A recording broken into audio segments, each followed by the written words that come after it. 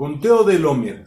Iniciamos el día 27 para la enseñanza a los llamados santificados de Dios el Padre y guardados en Yeshua. Misericordia, paz y amor les sean multiplicados.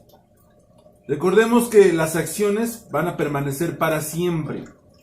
Así que en esta semana estamos caminando sobre Netzach, que es lo eterno.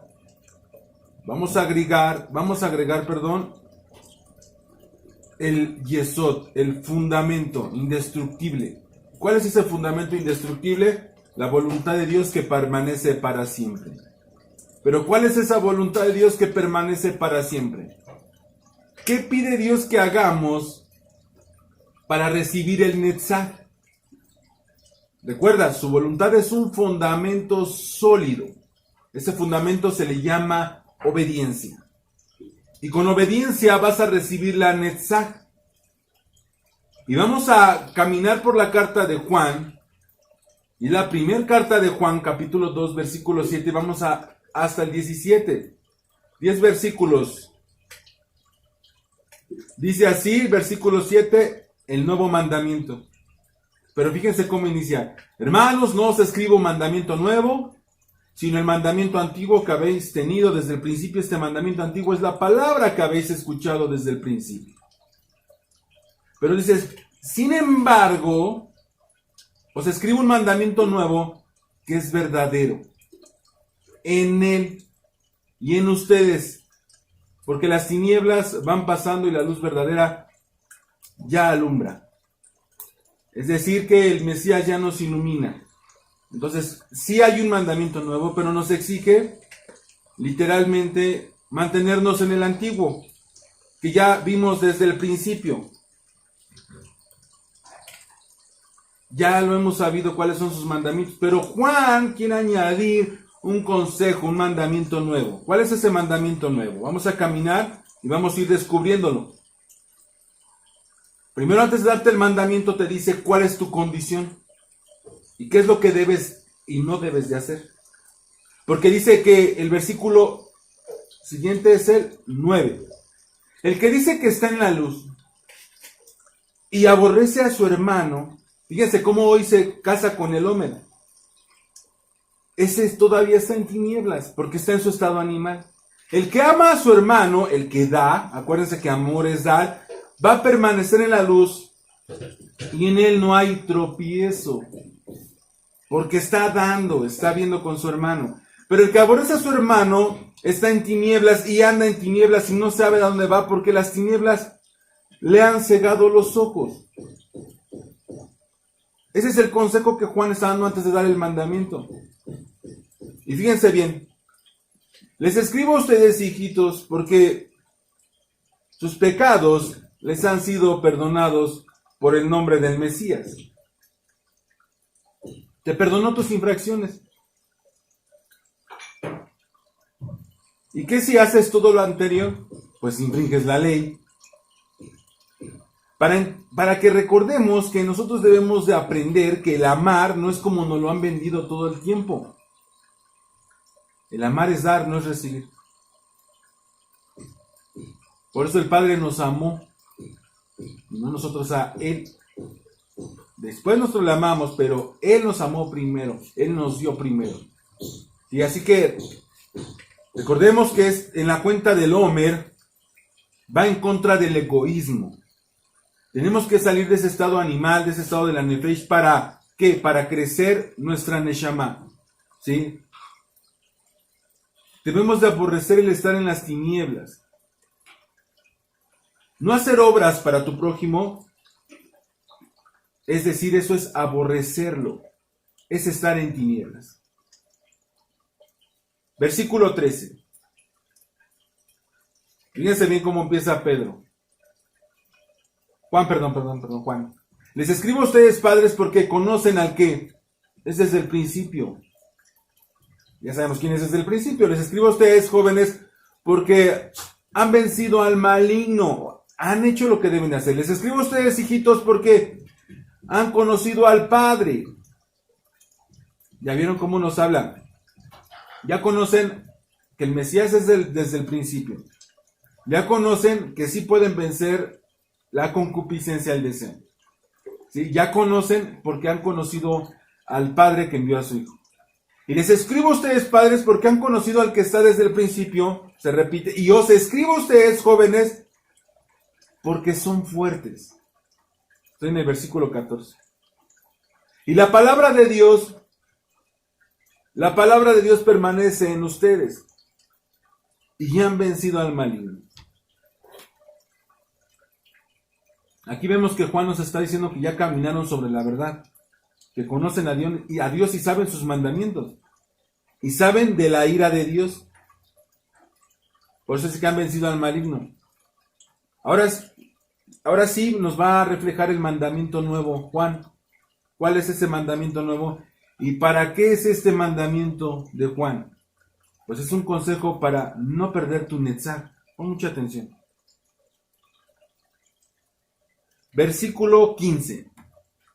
No amen al mundo, ni las cosas que están en el mundo. Si alguno ama al mundo, el amor del Padre no está en él. Si vemos el mundo de la tierra, Egipto, el Egipto de Eretz, de hebreo. Es decir, no amen lo perecedero. Recuerda, amar es dar. Así que no le des al mundo, pues eso te perderá.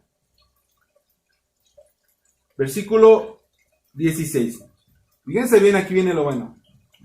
Porque todo lo que hay en el mundo, los deseos de la carne, los deseos de los ojos y la vanagloria de la vida no provienen del Padre, sino del mundo. Vamos a ver qué significa la palabra mundo. ¿Sí? Y viene de la palabra cosmos. ¿Imagen? El 2889, cosmos. Cosmos, mundo, atavío, siglo, orden, el mundo. Vamos a tomar mundo y atavío. ¿Sí? Allá abajito dice atavío y abajo sí les agregué el siguiente, 2889. Propiamente un sistema ordenado como el universo, la creación, el mundo. Y fíjense bien, el término en inglés. El término en inglés es cosmético. Mundo es cosmético. Se deriva del cosmos, es decir, del orden. Es decir, usado para tratar la cara como un todo. Por eso es cosmético.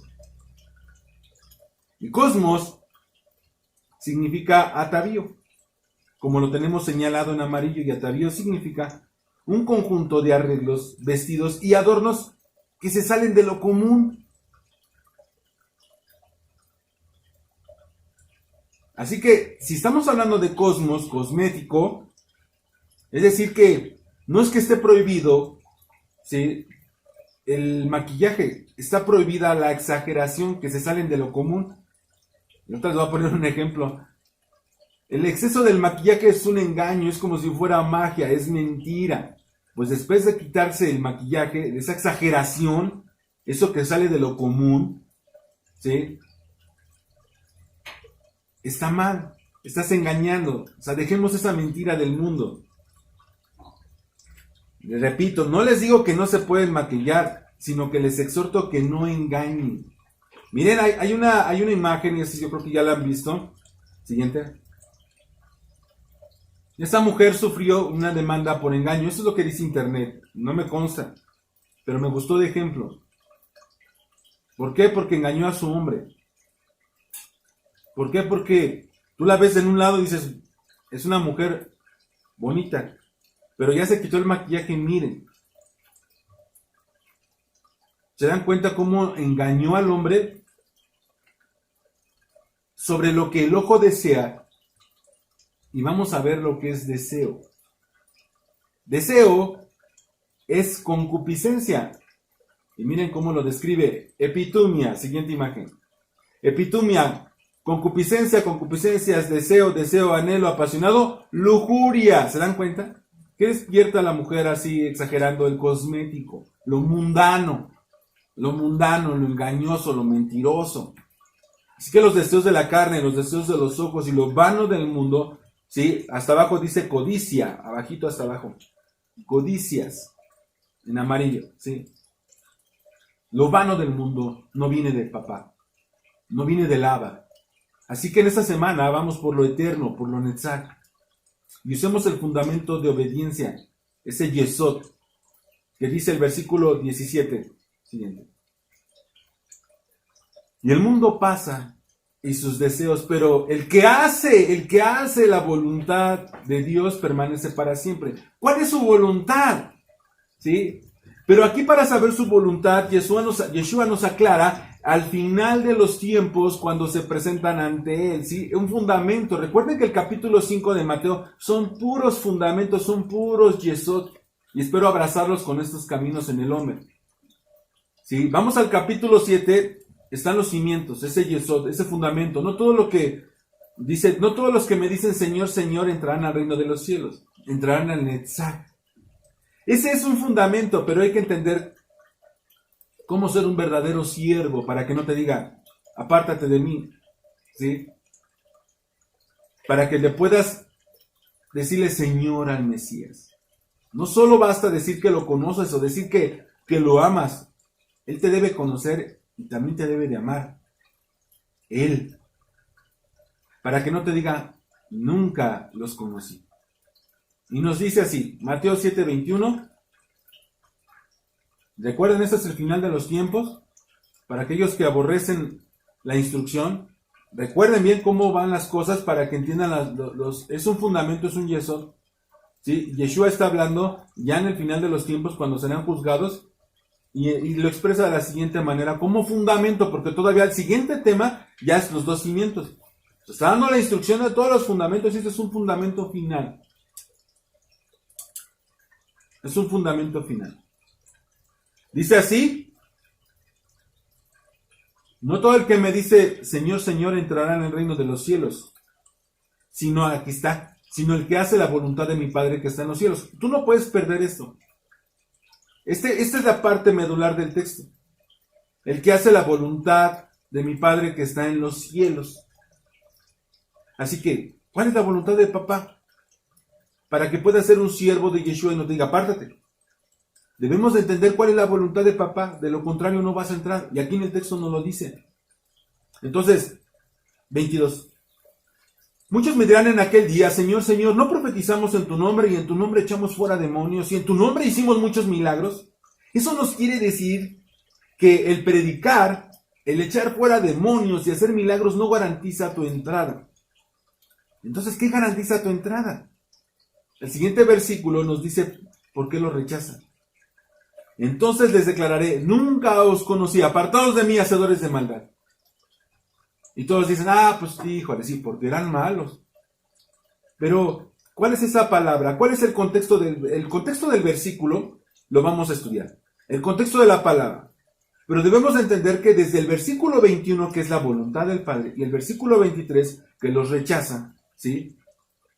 De no hacer maldad. Entonces, vamos a ver del Strong.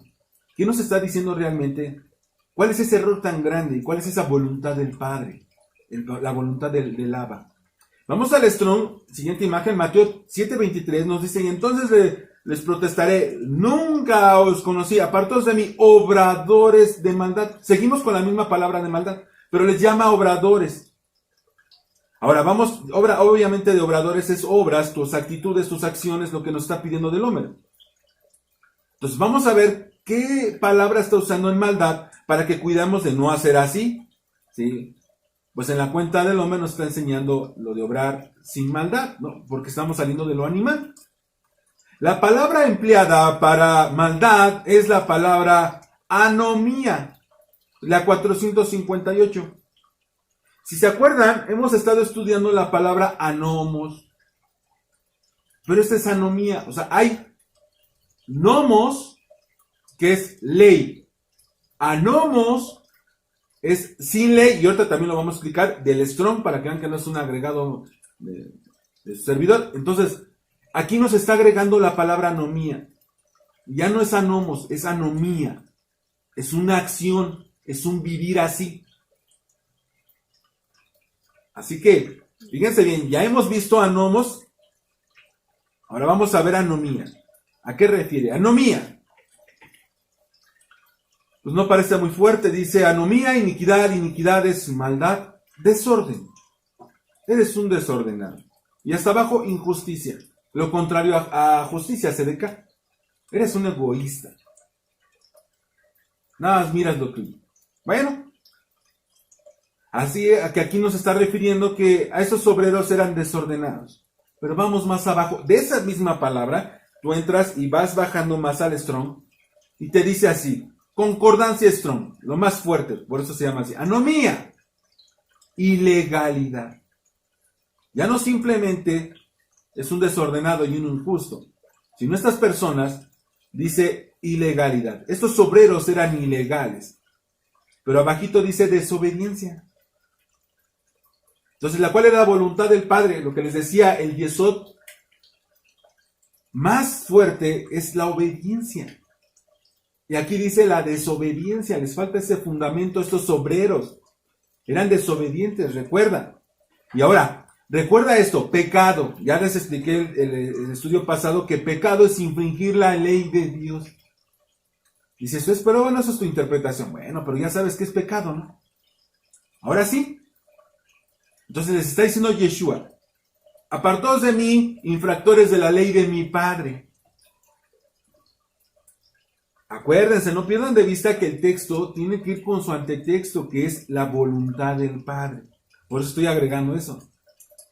Así, pero esto no va a acabar aquí. Vamos más abajo. Dice así, ayuda del trabajo del estudio. Aquí viene lo que les explicaba. Anomía. De la número 1, a, que significa y tiene entre comillas no. La palabra a del griego significa no, antepuesta en el principio. Así que el 3551 viene de la palabra nomos.